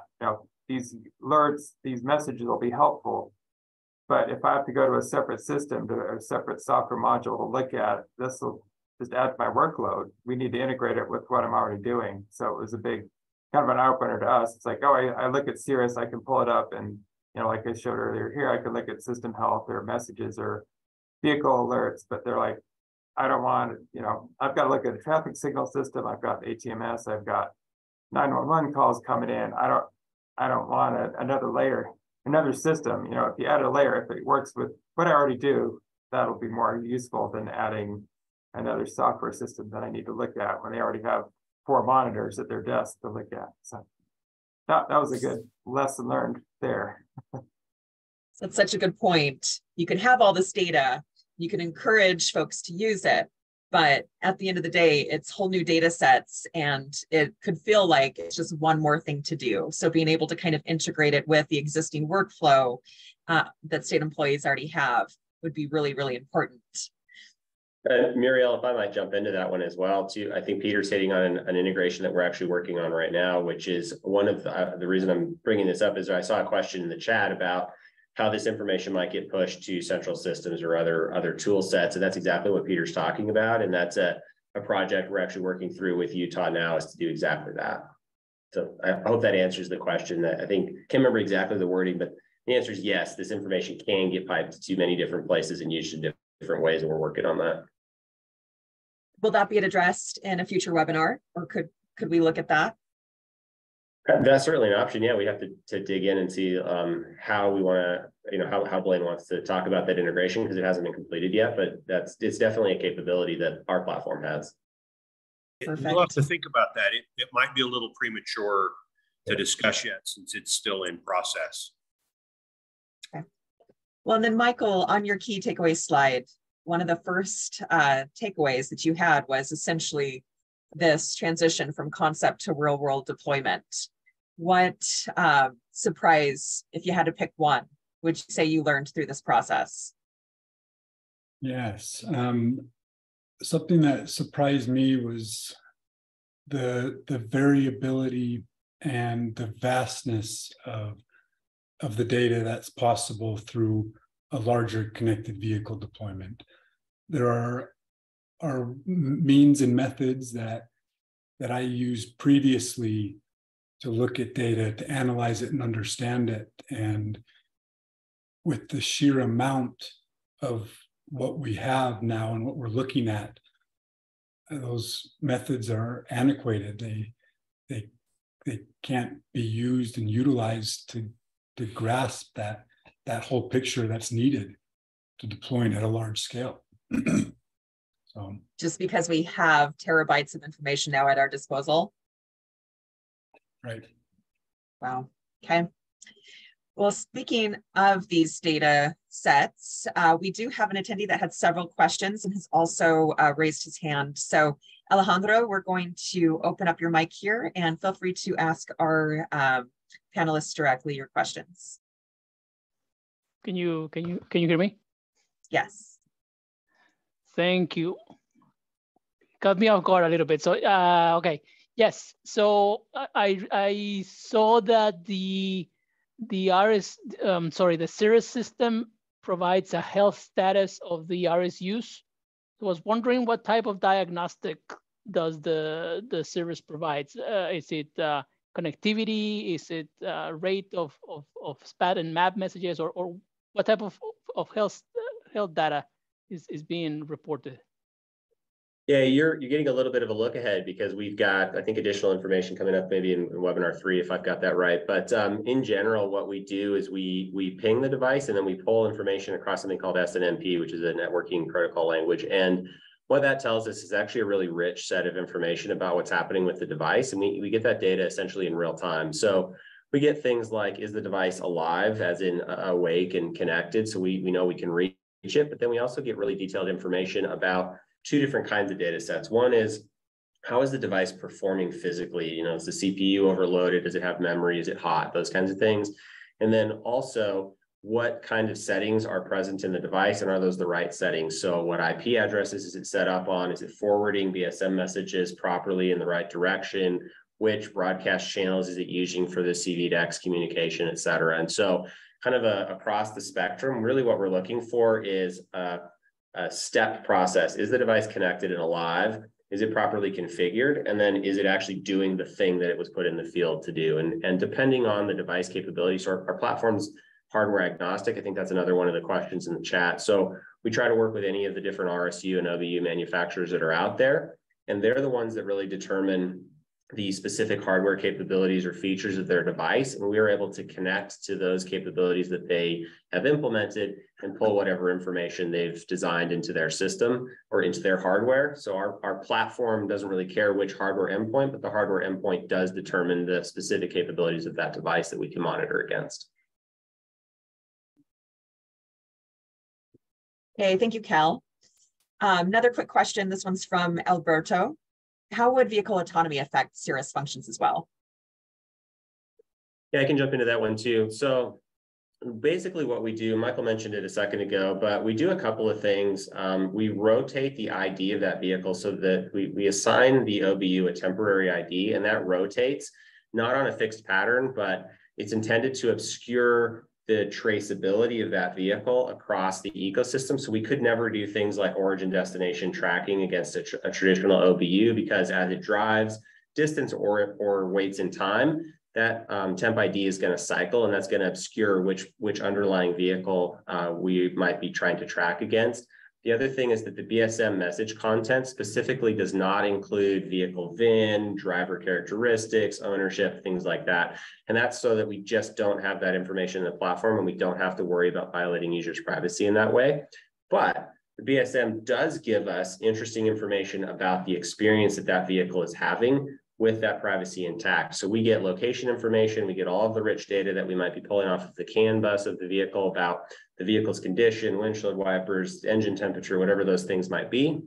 And so all of that comes across in the BSM. And so it gives us the operating condition information that we need while preserving driver privacy and driver security. So Utah drivers don't have to worry about getting tickets from you guys. 100% not what we do. Asking for a friend. Yep. Yeah, you're okay. Keep speeding. I'm kidding. You're on to me. Okay, we have a couple questions for Michael, one for Lauren and a couple for Blaine. So let's move over to Michael. Michael, we have this question about the placement of curve warning signs. Is that based on posted speed or some anticipated operating speed of traffic? Shouldn't the CV application timing of that message be based on the actual speed of the target vehicle for safer declaration and vehicle control? Yes, excellent question. Thank you. And we explored this because there are passenger vehicles all the way up to a semi-truck that need greater distances to brake and reach those appropriate speeds. As an infrastructure owner, UDOT they're building an application that the infrastructure produces, independent of what vehicle may be approaching the roadway. They send the alert, and that curve speed warning alert says basically, this is the curve, this is the advisory speed. And because we developed how that alert is displayed in the vehicle, we did have to create some logic as to when this alert would be displayed. But ultimately, it's the vehicle itself or the manufacturer of the vehicle that will probably be determining how these alerts are managed themselves. Okay. So that's good to know. So if I'm driving in Little Cottonwood Canyon, I would get that message displayed depending on my vehicle type. Right. And, you know, with the application that we've built now, because it's an infrastructure produced alert, we can't know exactly what vehicle might be approaching. The alert has to be generic, and the vehicle themselves, based on its characteristics, will ultimately be able to take that alert and produce the appropriate notification to the driver. Sounds great. And one last follow-up question. This one's from John Hordos. Will the driver be exposed to the speed warning alert even if their speed is at or below the curve speed? That's a good question. I may need help from others on the call just to make sure what the logic is that we've installed on the vehicles. But yeah, so that depends. I think your earlier answer is still really applicable, Michael. I would agree with you. This is intended to be vehicle side implementation. So the vehicles that we've outfitted with Utah are primarily Utah fleet vehicles. And so there we have some influence on how this is done.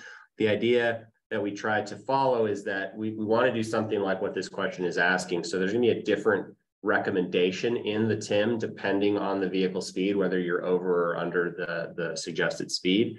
But ultimately, these things are up to the implementation in the vehicle. So as Blaine said in the beginning, as the auto OEMs or other manufacturers integrate connected vehicle technology into their vehicle, they'll get to make those choices on what's the best user experience for their customers, their drivers. Well, and on a related note, Kelly, you may have just answered this, but I want to ask it just in case. A question from Sean Turner. Is UDOT reading OBUs in actual consumer vehicles or in UDOT fleet vehicles?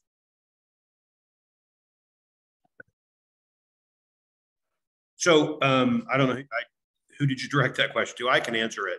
That'd be great. Right now, there are no automotive manufacturers who have CV2X OBUs in their vehicles. Ford a few years ago indicated they were going to do that. Based on some regulatory issues with the FCC and others, they haven't yet done that. We believe some other automakers are working towards that, but today there are none. So all of the OBUs we have are installed in fleet vehicles that belong to either the Utah Department of Transportation or one of our partners, the Utah Transit Authority, the City of Orem, and in the future, some others. So they're all fleet vehicles belonging to some government agency today. They're about 200, and I think our number is we've got about 250 of those so far.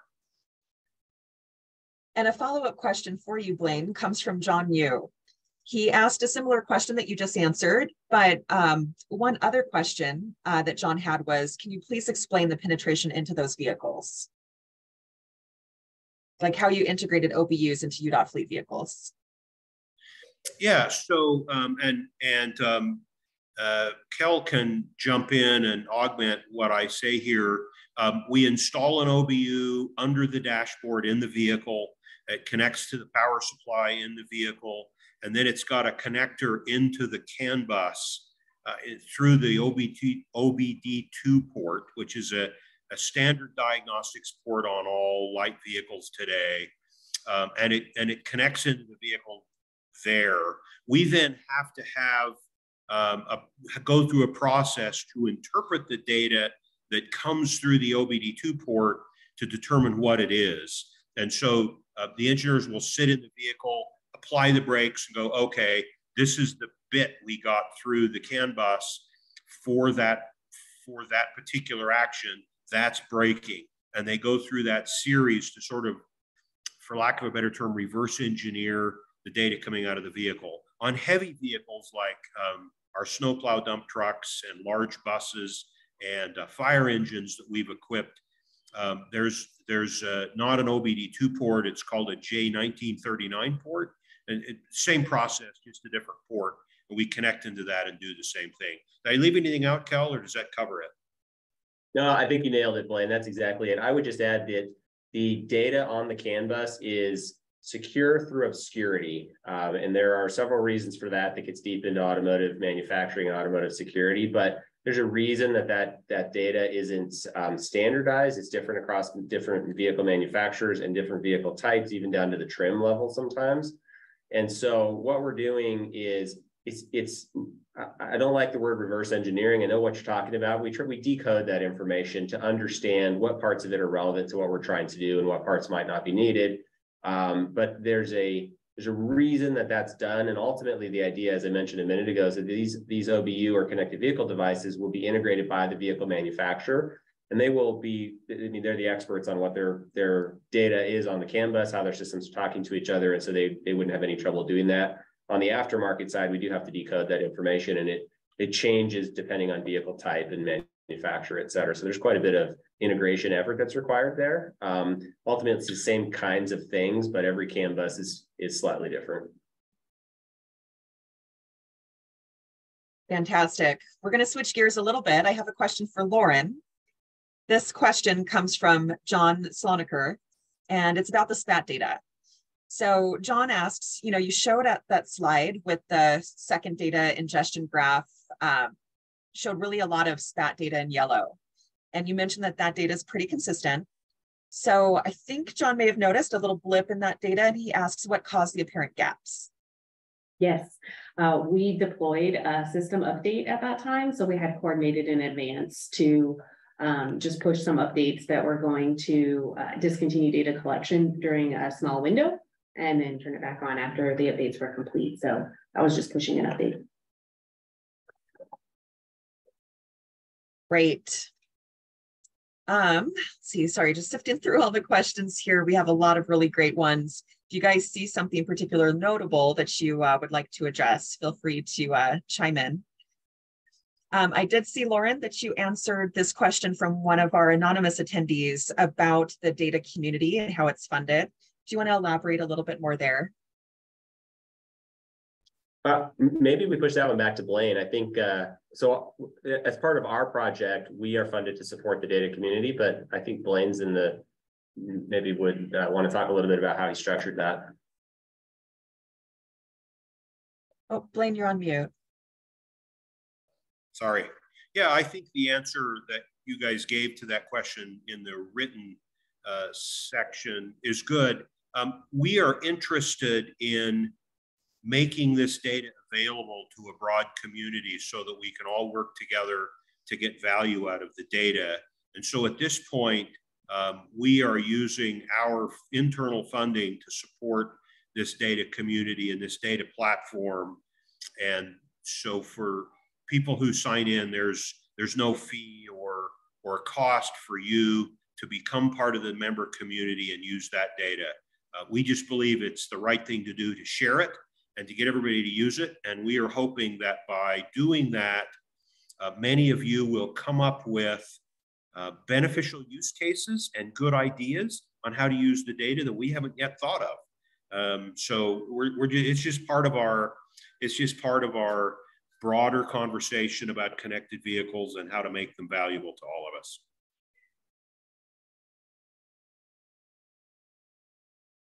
That's great. And then where can folks find that information? Should we just encourage them to get in touch with us on the website?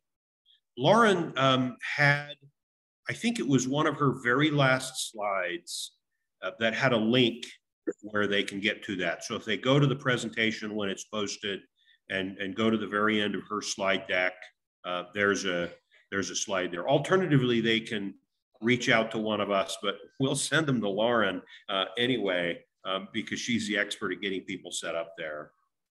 Yeah, and if it'd be helpful, maybe we could drop the link in the chat just for easy access if anybody wants it sooner. That's a good idea.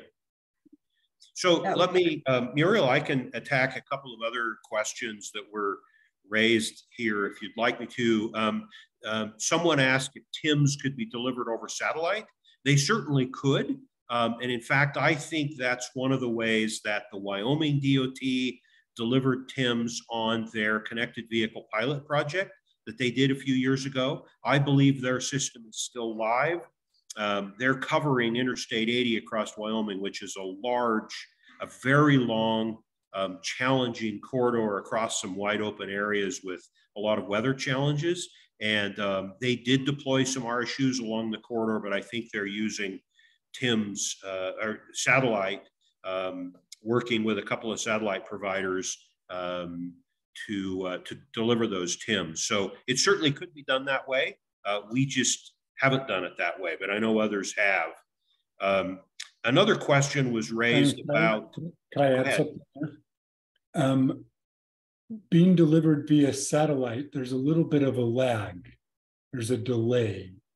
So some TIMs, some alerts might have minimal impacts if this delay exists, but others need and require that near immediate transmission and reception of a TIM to make sure that the driver is alerted in a timely manner. Something like a red light verification warning is very time sensitive. And if it takes a few seconds to get up to the satellites and back, that's too much time. That's a good point, Michael. Thank you. Natalie asked a question about whether we could use BSMs to capture wrong way driving. Wrong way driving is a serious problem that a lot of DOTs are challenged with and trying to figure solutions for.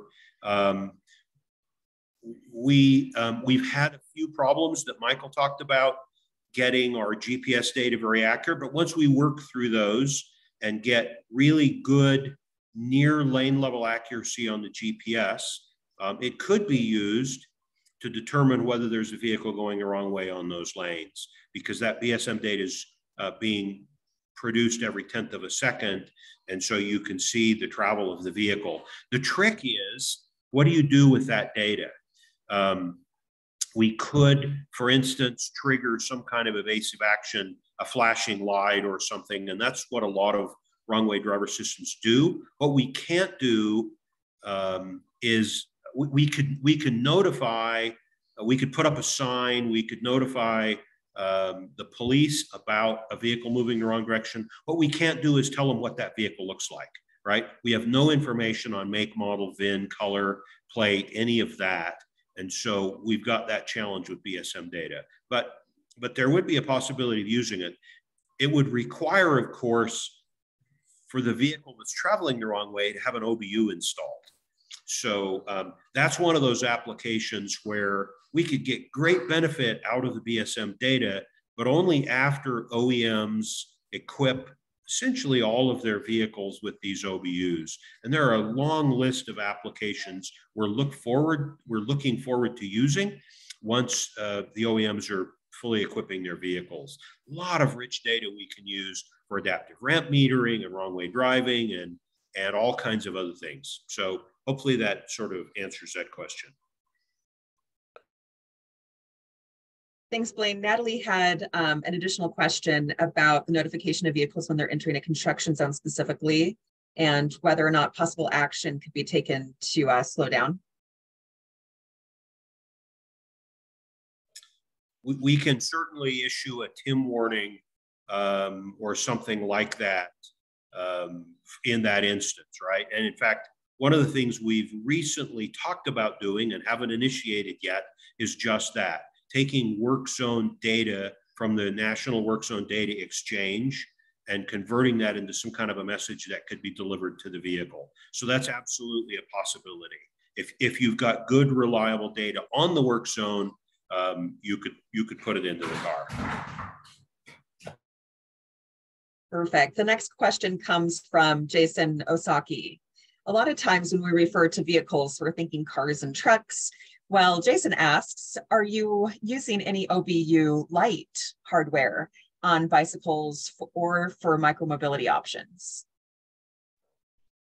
There have only very recently become available some really small OBU sorts of packages. And so we've seen that. We've looked at them briefly because they're brand new. We have a project underway in a later phase and with different ATC-MTD funding where we're looking very closely at trying to prevent crashes with peds and bikes. That's a very important and troubling trend these days, is increasing crashes with those vulnerable users. So we're looking at ways to prevent those crashes. This is a potential tool that could help us do that. Since they're barely becoming available, we haven't done anything with them yet, but they're certainly on our radar screen. There was a similar tool years ago when we were doing DSRC deployment that was essentially an OBU that snapped onto the back of your cell phone, and we bought one of those, but we never used it for anything. We never sort of found the right use case. So we're anxious to see what's happening in that market, particularly with bicycles. I know the bike manufacturers and some of the automobile manufacturers are very interested in that prospect. And so we'll work with them to move that forward. Any other panelists that have insights into that?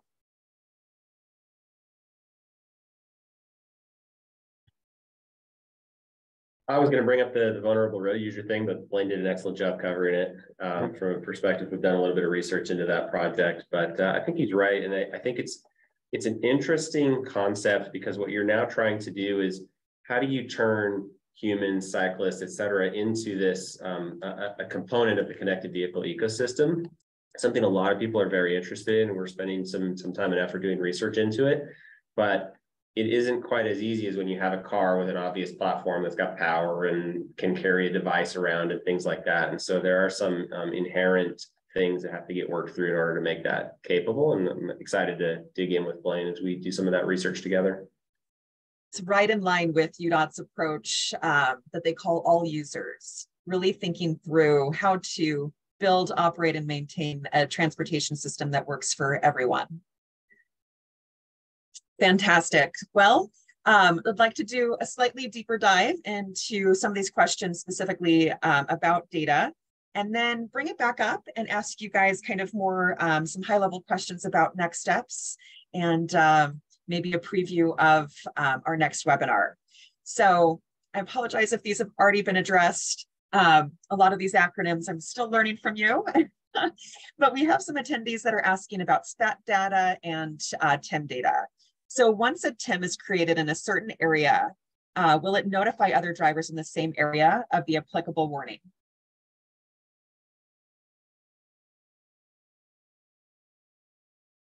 Yeah, so the way that TIMs work is the TIM is created and then established out on the network of roadside units that are part of the infrastructure side of the ecosystem. And then those are continuously broadcast during the duration that's established for them. And so any vehicle that's in the vicinity that has the connected vehicle capability will receive those messages. And then as I was showing at the end of my slides, the vehicle then determines when and where it's appropriate to display that message to drivers or take some action based on the content of that TIM's message. But the TIM isn't unique to one specific driver. It's broadcast out to drivers in the vicinity with a geofence or a location and time component that comes with that. So it's not targeted at one specific car necessarily, but we can control time and space aspects and otherwise go out to all the drivers that are affected by that region, if you will. And the TIM can also specify the directionality of the vehicle that it applies to. And that's particularly relevant to the curve speed warning, where vehicles approaching the curve from one direction may be less impacted than from a vehicle coming from the other direction. Well, and a follow-up to that, what percentage of drivers can receive these TIMs? So as Blaine mentioned, in Utah, the vehicles that we're equipping in the connected vehicle ecosystem are Utah fleet vehicles, but we do hope that penetration will continue to grow. We're working with UDOT to continue penetration on the fleet side, and we're excited to see OEM manufacturers jump into this as we continue to prove out the use cases. So snowplow drivers, emergency vehicles, Buses, Utah Transit Authority buses. Yeah, maintenance vehicles, snow plows, emergency vehicles, exactly. So while we don't have an exact percentage, it's still kind of a smaller percentage of the overall vehicle fleet in Utah. How are automakers responding to this infrastructure? I'm going to open that up to anyone who's brave enough to answer. Oh, Blaine, you're on mute. Okay, I thought I had clicked it off. Right now, we're sending 10 messages into vehicles that are part of our fleet.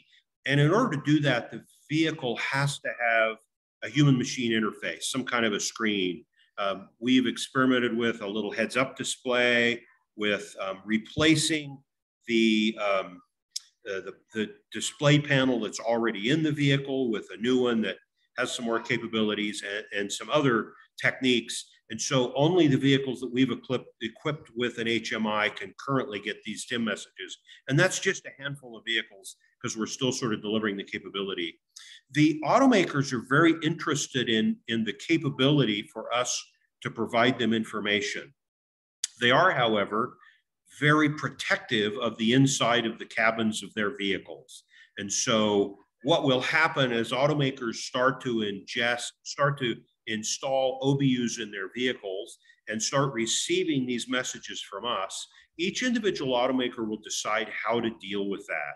If they get a TIM message about a weather issue, will they deliver that verbally? Will they deliver that as a display message? Will they put some additional screening on when to display that and when not to display that? That's all up to the individual automaker.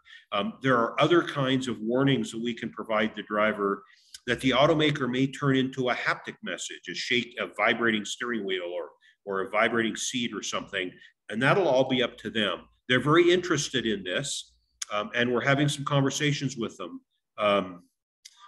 But they're a little bit wary. They want to make sure that the data we send them can be trusted.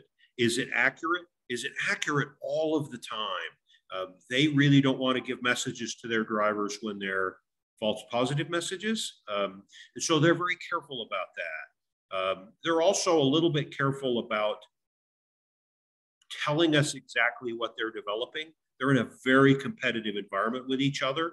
And so we have some of these conversations, but their conversations are a bit guarded. They're interested, but they're careful. I can imagine a lot of these conversations are relatively unprecedented. Yeah, that's really an interesting point. Early on, you asked, what are some of the lessons we've learned? Way back in the very beginning of our involvement with connected vehicles in 2015 or so, I remember being really quite shocked at the response we got from automakers. We have been building roads in this country, and agencies like ours have been building and maintaining roads for over 100 years. But until a few years ago, we never had to talk to the automakers. We built the roads. They knew how wide the lanes were. They built cars that drove on the lanes. Now, clearly, they are subject to all kinds of rules and regulations, as we are. And so there's some interface there. But direct communication between us and the automakers was really fairly non-existent, unless you happen to be like in the Detroit area where sort of they're down the street from you and you're working with them. But once we started talking about connected vehicles, it became very important that we're all on the same page. We need to use the same set of standards, the same kinds of electronic messaging systems, the same frequencies. And all of a sudden, we had to start coming together and having conversations. And that was new for both sides. And it was very difficult for both sides because we have very different paradigms. We have very different business models. They're a commercial, competitive, profit-oriented private business. We're a government-funded, taxpayer-funded organization that's really about sort of, public safety. These conversations have been evolving over time as we start to learn each other's vernacular, each other's standards, each other's desires and needs. These characteristics are very different. It's been a fascinating process. We've made an enormous amount of progress. We're having really good conversations now with the automaker community in several venues, including in the standards venues. And we're starting to see eye to eye about how to make things happen and working really closely together. We still have some problems and challenges to overcome, and we're working hard to do that. Fantastic. I mean, just really carrying on this pioneer legacy that we have in the state of Utah to the next level with the future of our transportation system. In the 5 minutes we have remaining, I want to do a round robin with each one of you. You have 1 minute. What's the biggest key takeaway with this objective of information sharing that you would like to leave with our attendees? We'll start with Blaine, then Peter, Michael, Lauren, and then Kel. So connected vehicle technology holds an enormous promise to save lives on our roadways. We won't get there unless we all collectively get there. And so part of the purpose of these webinars is to share what we've learned. We want to learn back from all of you that are learning, but we encourage everyone to move forward. Learn from everybody else and move forward. This isn't a quick or easy process. We all need to start now, if we haven't started already, to deploy this equipment and learn from it and move it forward so that we can together save lives. Okay.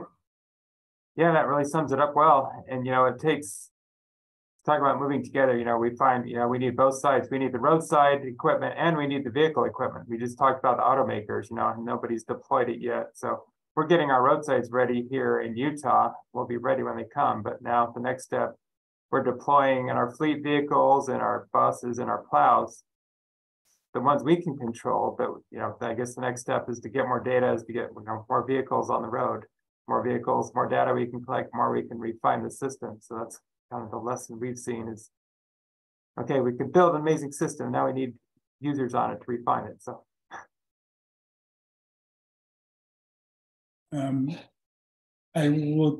My concluding thoughts will kind of talk again on trust and kind of the vision of this technology, that what it promises to do is overcome the visual environment. These connected vehicle messages are transmitted wirelessly. Line of sight is not required. And they provide details about what is going on the roadway that can't be seen.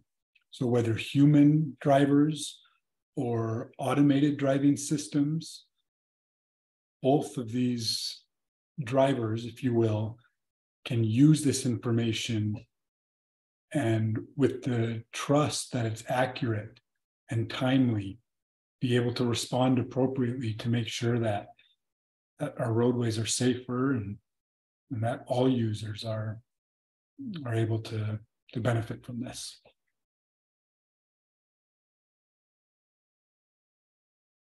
I agree with everything that's been said. Really excited about the potential as scale increases. But even at small scale, even if you could just do a couple of RSUs or one RSU in one vehicle, there are still ways that can provide benefits. At one of the upcoming webinars in this series, we'll be talking about connected intersections, and even one ambulance getting to an intersection faster could save a life. And so I think that there's really interesting use cases at all levels of scale, and the more people participate and the more we collaborate with each other, the more we'll be able to achieve. I think from my part, I've been in this industry for quite a long time now, and what's really exciting is how useful and practical some of these applications are when you start to put them in the real world. For a lot of years, a lot of these things were lab sort of science experiments, if you will, and getting them out in the real world and putting them on vehicles that are actually serving the public, fire trucks or whatever, snow plows, seeing what can actually be done is really exciting. And I'm very excited for how that will start to scale and add new use cases as we go. Fantastic. Well, thank you so much for sharing your time and expertise with us today. The Utah Connected webinar series, this is the second of 6. We welcome all of you participants to continue joining with us in subsequent webinars. We've listed these here, scheduled in the upcoming weeks and months. So we really appreciate, again, your participation today. In terms of follow-up, we will have a recording of this webinar posted on the Transportation Technology Group's website, and we'll be sending it out via email to all registered participants. So with that, again, thank you for connecting with us on the Utah Connected program through these webinars. We appreciate the information sharing and collaboration, and we'll be in touch with you. Thank you.